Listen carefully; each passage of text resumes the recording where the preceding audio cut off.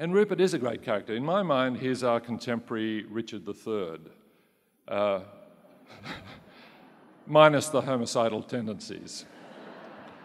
And I say that because whenever I watch Richard III is one of my favourite plays. It tells the story about this insignificant little hunchback who nobody takes any notice of, and by intelligence, ruthlessness, deviousness, and risk-taking comes to take over England. Now, I love that story structure. So here we are. Rupert starts as the proprietor of a failing small circulation Adelaide newspaper and ends up the most powerful media voice in the English-speaking world.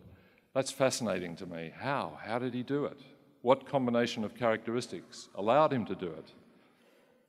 When I watch Richard III, my moral universe starts to tip over. His charm, his cunning, his intelligence, his boldness, his duplicity makes him an extraordinary character, and I start to think, well, maybe he's right, that's the way to go. And what we want to do, and what Brett really wanted me to do, was this, not to cast judgment, just to get inside that character and let us see the world through Rupert's eyes. Because Rupert has a view of the world which he passionately believes in. To those who say Rupert is just about money, that's wrong. He's not just about money. Money is a way to power and influence. And he just doesn't want power and influence for its own sake. He's a visionary. He's got a vision of the world that he thinks he should tell us about and tell us often.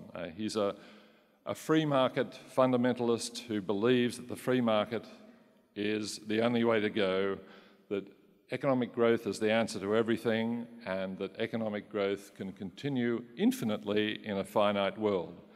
Now, you might argue with that vision, and I do on several counts, but he holds it, and in his favour he says, look, the free market has lifted a 1.5 billion people out of dire poverty in the last 30 years in places like China and in places like India. So to him, this is what he is. He's preaching a gospel and he wants us to hear it, and my God, we hear it.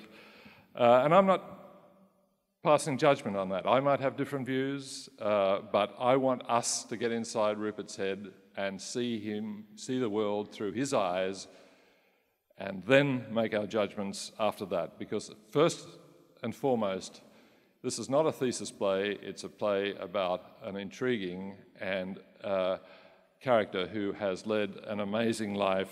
Some will say for good, some will say for bad. We'll let the audience decide. But I'm very excited to be here, and I'm so excited Brett asked me to do a big canvas thing, because the more I've got into it, the more I've loved the thought of bringing one of our, as I said, most amazing Australians to life on stage. Judge him as you will. Thank you very much.